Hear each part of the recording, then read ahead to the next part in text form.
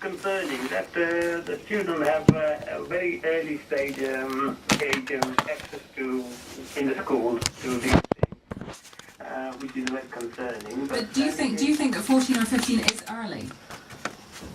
I think it is very, very early. Mm-hmm. Because I have a boy who's coming. Has insisted the actions of Kim Jong-un's regime are worrying and threatening, and that Pyongyang has extremely dangerous weapons.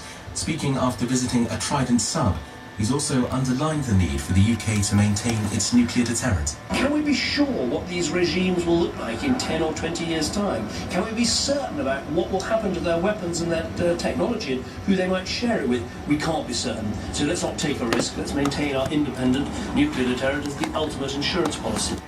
A 32-year-old man has been charged with the murder of a 16-year-old stabbed to death at a house party in Wandsworth. Jamal Ferguson is the second person to be charged with the attack on Peter Hagen in February. It's emerged a third of people who've reported antisocial behaviour say the police took no action. New research has found the Met Police was one of the poorest rated forces in the UK by victims. The study for Her Majesty's Chief Inspector of Constabulary says that antisocial behaviour remains a serious problem, with the potential to cause significant harm. Speaking to Clive, former Met Police Detective Inspector Hamish Brown says it's sometimes, though, difficult to intervene. I think the crux of the matter is the actual acts might not be specific offences. I mean, if you've got an assault or criminal damage, then that's something to work on. But noise, general rowdy behaviour, crowding the streets, a little bit of abuse, that might not fall strictly within a particular criminal law. 58-year-old German lorry driver has been remanded in custody after being charged with killing a motorist from East London on the M25 through dangerous driving. It happened on Tuesday when 4 lorries and 6 cars collided. 180 tube stations across the London Underground have been given wider aisle gates to make journeys easier for parents with pushchairs. 1.5 million people with a child under 5 use the Underground every day.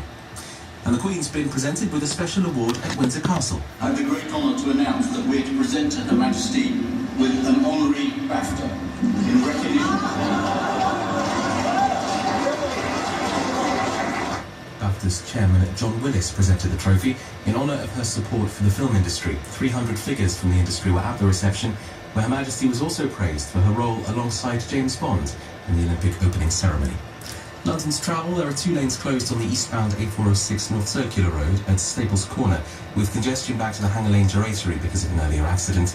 And the weather, cloudy with some occasional light sleet or snow through the evening, staying cold with a low of 1 degree Celsius. Tomorrow, cloudy with further wintry showers to start, dry and bright in the afternoon though. Cold again, highs of 7, 3 degrees the temperature right now at the London Eye. LBC 97.3, it's 3 minutes past 9.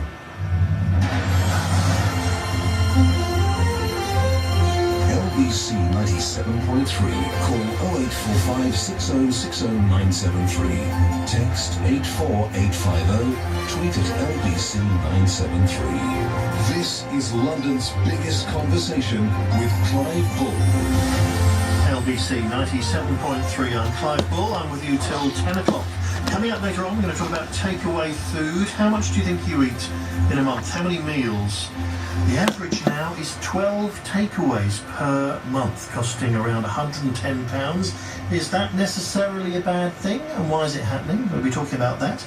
But first of all, let me tell you, April the 4th, it was snowing today, and I was on the bus, and I was just about to have a little grumble about the weather and how ridiculous it was, and I could see from the top of the bus somebody sleeping rough in a doorway outside, ironically outside a bank, and it just made me think, my goodness, it's all very well for us to moan, but imagine what it must be like if you're sleeping rough. And the latest figures show a year-on-year rise of 43% in people sleeping on the streets of London.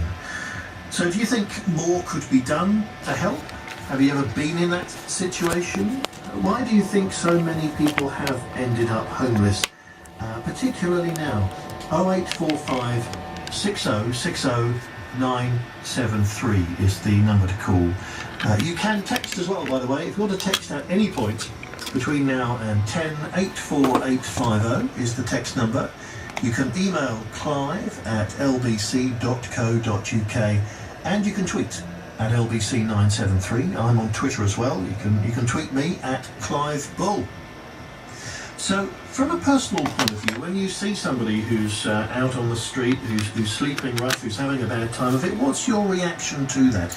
Do you ever do anything to help?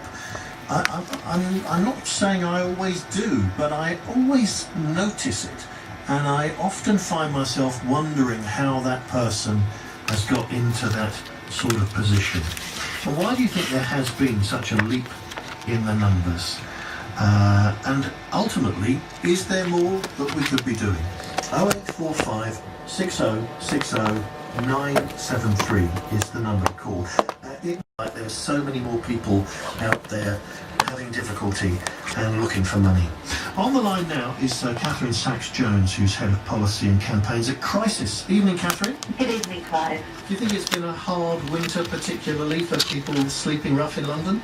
Yeah, I think it's been a really tough winter. I mean, I'm sure everyone listening will kind of be complaining about the cold themselves. It's just been going on for so long. Rough sleeping is tough any time of year, but obviously when it's cold, it's extra difficult. And I think people can sometimes find ways to cope with this kind of short-term cold snaps.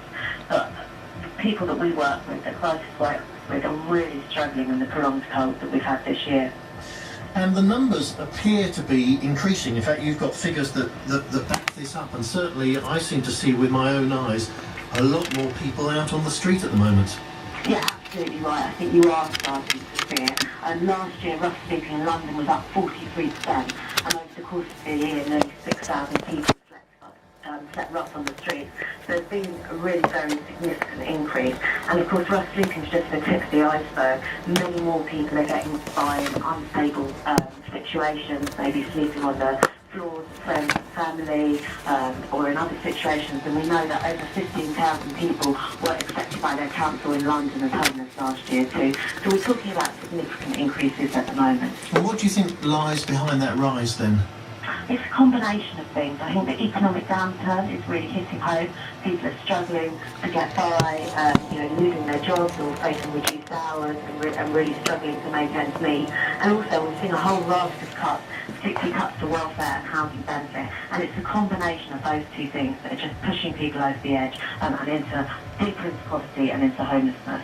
Of course, the big one at the moment is bedroom tax. Do you think that could have any impact on homelessness, or is that pushing it too far?